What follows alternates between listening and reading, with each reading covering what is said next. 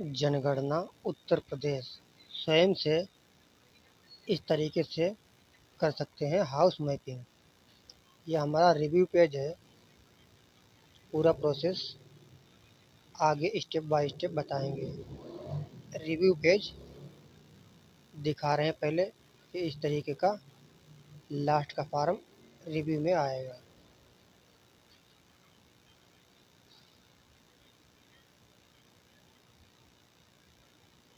बहुत सारे स्टेप हैं, कुल 33 प्रश्न और 6 स्टेप हैं।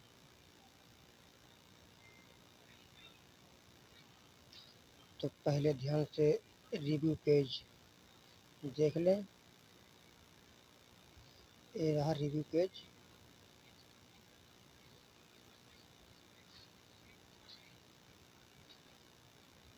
ये आईडी मिल चुकी है, हाउस मैपिंग की आईडी। इसी आईडी को दिखाना है पर्यवेक्षक को, जो सरकारी कर्मचारी आएगा।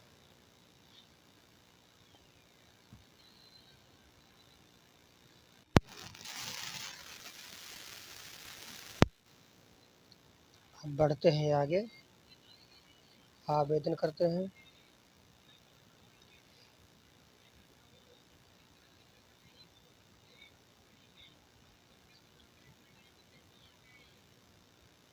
सफलतापूर्वक सबमिट कर दिया है रिव्यू में। अब क्रोम खोला हमने, यहाँ पे लिखना है सरकारी CSC, या डायरेक्ट भी लिख सकते हैं सेंसस इम्यूलेशंस। सरकारी CSC पे क्लिक करना है, सरकारी काम पे क्लिक करना है। ऊपर वो बंद आएगा, ऐड ऊपर लिखा हुआ है, बंद करें, कोने पीस पे बंद करके आगे बढ़ना है। अब यहाँ लिखा है जनगणना 2026 न्यू पे क्लिक करना है। थोड़ा टाइम लेगा खुलने में। अब यहाँ पे अपना स्टेट चुनाव करना है। पहले तो मोबाइल नंबर डाल के लॉगिन करना है, हमने पहले ही कर रखा है। अब स्टेट कैप्चा डाल के, ये सब हिंदी में लिखा हुआ है, इसको पढ़ ले ध्यानपूर्वक क्या क्या बातें बता रहा है। तो ओके पे क्लिक करके आगे का प्रोसेस पूरा करना है।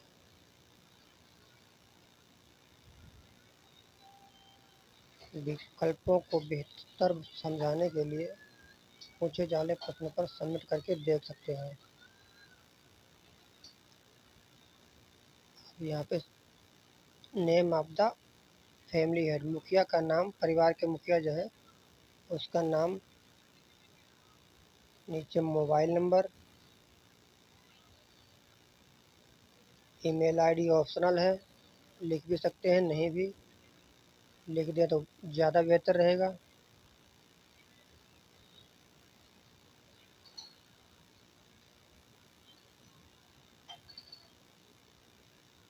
वेरीफाई पे क्लिक करना है।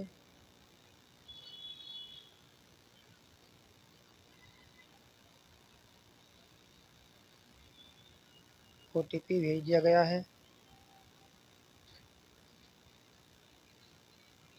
इनबॉक्स खोल के मैसेज देखते हैं।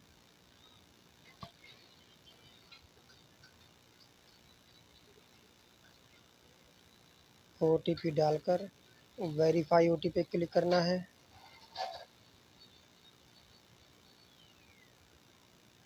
अभी लैंग्वेज हमने सेलेक्ट नहीं की है कि किस लैंग्वेज में फॉर्म भरना है, ऊपर लैंग्वेज को सेलेक्ट करना है। जो भी भाषा हो आपको इसमें चुनाव कर लेना है। एक बार भाषा चुनने के बाद दोबारा चेंज नहीं होगी। इसको भी ध्यानपूर्वक पढ़ लें। पढ़ने के बाद ओके पे क्लिक करके आगे का प्रोसेस पूरा करेंगे।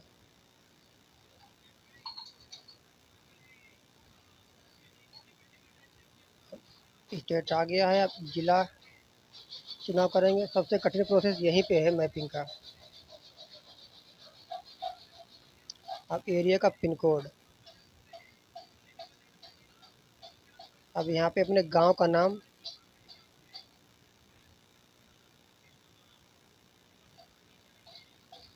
जो भी गांव है, शहर है, जो है वहाँ लिख सकते हैं और सर्च आ जाएगा ऊपर। ऊपर आ गया, उस पे ही क्लिक करना है। भानपुर निवाचक शाहजहाँपुर उत्तर प्रदेश मिल गया। अब खोज कर रहे हैं, खोज पे क्लिक करके लोकेशन मिल गया, लिख के आ गया है।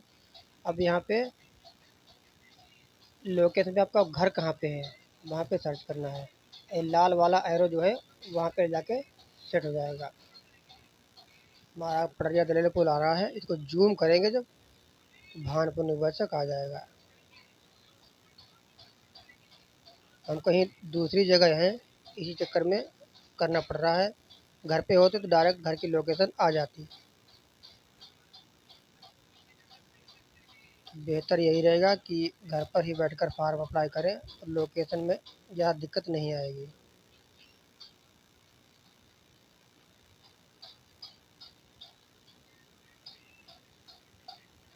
ये अक्षांतर और देशांतर है। ये अक्सर पूछे वाले जाने वाले सवाल हैं। जनगणना मकान हो गया लोकेशन। अब स्टेप आ गया जनगणना विवरण। अब यहाँ से स्टेप चालू होता है भरने वाला। जनगणना मकान के फर्श पर प्रयुक्त क्या चीज़ है, मतलब घर का फर्श कैसा है। जो भी फर्श हो, पक्का कच्चा, यहाँ पर टिक कर देंगे। मेरा कच्चा है तो मिट्टी का बना हुआ है फर्श, मिट्टी पे क्लिक कर दिया। जनगणना मकान के दीवार में प्रयुक्त सामग्री। और दीवार में क्या सामग्री प्रयुक्त हुई है, लकड़ी का है, घास फूस का है, पक्की ईंट का है या कच्ची ईंट का है। जो भी हो अपने हिसाब से। मेरा तो पक्की ईंट का दीवार बना हुआ है। जनगणना मकान मतलब छत किस प्रकार की है, छत कच्ची, पक्की, मिट्टी, ईंट की, कंक्रीट की। तो पक्की ईंट से बनी हुई है। मकान की स्थिति कैसी है, अच्छी है, बहुत अच्छी है, रहने योग्य है, लगभग ठीक ठाक है तो रहने योग्य है। अब सहजे और आगे बढ़े पर क्लिक करें। एक स्टेप पूरा हो गया ये। पुष्टि के लिए हाँ करें। अब तीसरा स्टेप चालू हो गया। टोटल 6 स्टेप है। परिवार से संबंधित जानकारी। परिवार में रहने वाले व्यक्तियों की कुल संख्या कितनी है, जितनी भी संख्या हो संख्या दर्ज करें यहाँ पे। परिवार के मुखिया का नाम ऑटोमेटिक आ गया। अब जो भाषा आपने सेलेक्ट की थी, हिंदी, अंग्रेजी, उर्दू, पंजाबी, जो भी हो, क्षेत्रीय भाषा में यहाँ पे उसी भाषा में नाम लिखना है। हिंदी में हिंदी चुनी थे तो हिंदी में नाम लिखना है। परिवार के मुखिया का जेंडर मतलब पुरुष है महिला है, उस पर क्लिक करना है। अब आपकी जाति कौन सी है, अनुसूचित जाति, जनजाति या अन्य। तो आप जिस कैटेगरी से बिलोंग करते हैं उसका चुनाव कर लेना है। मेरी अनुसूचित जाति है। और आगे बढ़ते हैं। अब मकान के स्वामित्व की स्थिति क्या है, आपका मकान खुद का है या किराए का है। तो खुद का है तो अपना। रहने योग्य कमरों की संख्या कितनी है, आपके जितने भी कमरे बने हों कमरों की संख्या आ जाएगी। परिवार में रहने वाले विवाहित दंपति, दंपति मतलब जोड़ा होता है। अगर आप पति पत्नी 2 लोग हो तो एक लिखा जाएगा यहाँ पे जोड़ों में, दंपतियों और दंपति। तो पति पत्नी तो यहाँ पे एक आएगा, एक ही लिखना है। दो अगर 2 लोगों की शादी हो चुकी है, पति पत्नी और पुत्र, तो बहू होगी तो 2 आ जाएंगे। तो पति पत्नी ये भी तो एक ही आएगा यहाँ पे, जोड़ा, यहाँ पे अकाउंट जोड़ा होगा। सहजे यहाँ पे क्लिक करके चौथा स्टेप आ गया। परिवार की सुविधा की उपलब्धता क्या है, पीने का पानी जो है वो कहाँ से आप लेते हैं, खुद का नल है या सार्वजनिक नल है, हैंडपंप है, कुआं है, तालाब है, क्या चीज़ है। जहाँ से पानी आप लेते हैं वहाँ पर क्लिक करना है।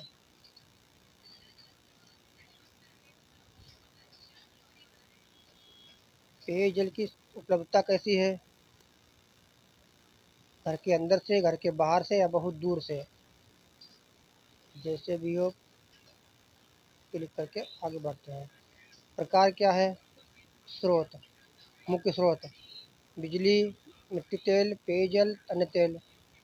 जो प्रकाश का स्रोत है वो लिख सकते हैं कि आप बिजली यूज करते हैं, मिट्टी का तेल या सौर ऊर्जा या अन्य कोई तेल। तो हमने इनमें से कुछ यूज नहीं करते तो अन्य है। मार्केट से बल्बियाँ छोटी लगा लेते हैं या सरसों का तेल जला लेते हैं। फिर क्लिक कर लिया हमने। शौचालय की सुविधा क्या है? केवल परिसर के उपयोग हेतु, हम मतलब स्वयं के लिए। शौचालय का प्रकार कैसा है? फ्लैप्स है। निम्न में से क्या है? इनमें से एक ही क्लिक होगा। शौचालय का प्रकार फ्लैश, 2 गड्ढा, 1 गड्ढा, सभी शौचालय, इनमें से एक ही क्लिक होगा। कोई सा भी क्लिक करके देखें, एक ही होगा। जब हमने ऊपर किया था, अब नीचे की हट गया। तो जिस प्रकार का आपका शौचालय है, इसमें से एक सेलेक्ट कर सकते हैं। सर्विस, 1 गड्ढा, 2 गड्ढा, इनमें से ऊपर वाला एक है, एक ही होगा। तो हमारे पास स्वयं के साथ हवादार गड्ढा, ये 1 गड्ढा का है। तो फ्लैग के साथ हवादार, सर्विस को एक एक करके क्लिक करते हैं, ऊपर वाले हट जाते हैं। तो फ्लैग शौचालय निम्न में से परिसर के, मतलब मेरा खुद का खड्डा बना हुआ है, सेप्टिक टैंक, तो हम सेप्टिक टैंक पर लगाएंगे। खुद का गड्ढा है, सेप्टिक टैंक लगा सकते हैं, या 2 गड्ढा है तो फ्लैग साथ 2 गड्ढे पर लगा सकते हैं। 1 गड्ढा है तो 1 गड्ढा वाला, खुला जा रहा है तो खुले में, नहीं है तो नहीं।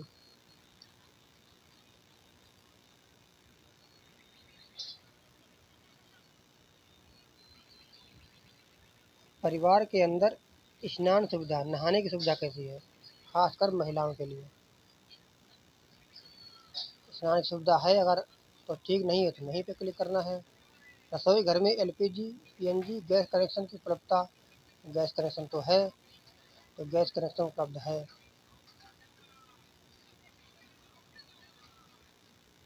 तो हाँ, gas connection, LPG gas connection उपलब्ध है।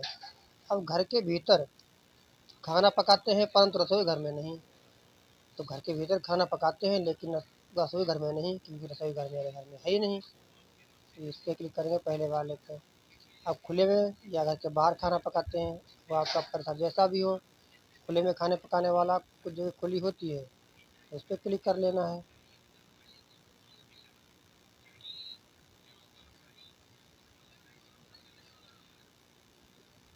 इसी तरह से आगे आगे बढ़ते जाते हैं। दूसरा वाला क्लिक किया है, घर में कनेक्शन तो है लेकिन हम रसोई घर में खाना नहीं पकाते क्योंकि हमारे पास रसोई घर है ही नहीं। इनमें से भी एक ही क्लिक होगा।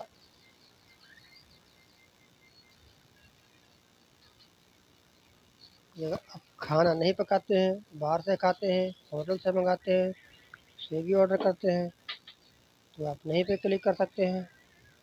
अब आ गया खाना पकाने के लिए संयुक्त मुख्य ईंधन क्या है? इनमें से एक ही क्लिक होगा, जैसे जलाओ लकड़ी, फसल का अवशेष, उपले, कंडे, मिट्टी का तेल। तो हमने उपले लगाया है, लकड़ी भी है, फिलहाल 2 ऑप्शन आते ही नहीं तो वो उपले लगा दिया। स्टेप पूरा हो गया, 5वां स्टेप चालू हो गया। 5वां step, last step. Radio transistor घर में है, मेरे घर में नहीं है। टेलीविज़न है तो ठीक, नहीं है तो नहीं। इंटरनेट की सुविधा, इंटरनेट की सुविधा नहीं लेकिन मोबाइल में चलाते हैं इंटरनेट, तो मोबाइल पे क्लिक कर लिया। लैपटॉप कंप्यूटर नहीं, है तो ठीक, नहीं तो नहीं। टेलीविज़न और मोबाइल फ़ोन, स्मार्टफ़ोन है। टेलीफ़ोन तो नहीं है लेकिन हाँ, स्मार्टफ़ोन है। केवल मोबाइल वाले ऑप्शन पे जाकर केवल मोबाइल, यहाँ पे स्मार्टफ़ोन पे क्लिक करना है। अगर छोटा कीपैड वाला मोबाइल है तो साधारण मोबाइल क्लिक करना है। साइकिल और स्कूटर, मोटरसाइकिल, साइकिल है तो साइकिल पे, मोटरसाइकिल स्कूटर है तो उस पर, दोनों हैं तो दोनों पे क्लिक करना है। साइकिल मोटरसाइकिल दोनों हैं तो दोनों पे क्लिक करना है। कार जीप वैन है, नहीं है। परिवार द्वारा किए जाने वाले मुख्य अनाज, आप कौन सा अनाज ज़्यादा खाते हो? इनमें से एक ही चुनाव होगा। तो हम तो खासतौर गेहूँ खाते हैं आटा बनवा के, है मोबाइल नंबर लिखा हुआ है। सहेजें, हाँ पे क्लिक कर रहे हैं। 6 स्टेप पूरे हो गए। अब इसका अवलोकन कर लें। ये अवलोकन आ गया कि आपने जो फॉर्म भरा हुआ है वो बिल्कुल ठीक है। एक रिव्यू में आ गया सब कि आपने क्या क्या इसमें जानकारी अपनी दी हुई है। स्टेप बाय स्टेप चेक कर लें। गलती होती है तो अभी सुधार कर सकते हैं। फाइनल सबमिट होने के बाद आप इसमें कुछ भी चेंज नहीं कर सकते। तो ये रिव्यू दिखा रहा है कि एक बार ध्यानपूर्वक आप चुनाव कर लें इसमें क्या चीज़ सही है, क्या चीज़ गलत है। उसके बाद ही फाइनल सबमिट करें। अगर आप फाइनल सबमिट नहीं करना चाहते कुछ दिन के लिए तो सेव ड्राफ्ट में भी सेव कर सकते हैं। उसके बाद कुछ गलत मालूम होता है तो संशोधन करके फाइनल सबमिट कर सकते हैं। फाइनल सबमिट तो करना ही पड़ेगा। ड्राफ्ट में रखोगे तो जनगणना नहीं हो पाएगी, हाउस मैपिंग नहीं हो पाएगी। फाइनल सबमिट करने के बाद ही SEID मिलेगी। तो यहाँ पे दो तीन ऑप्शन हैं, देखो पुष्टि करें और सबमिट करें और ड्राफ्ट के रूप में सेव करें। संशोधन के लिए वापस जाएं। अभी कुछ गलत है तो संशोधन अभी कर लें। और हमने ड्राफ्ट में सेव किया हुआ है, एक बार ड्राफ्ट में भी सेव कर दिया है। देखते हैं फिर ध्यान से दोबारा फिर।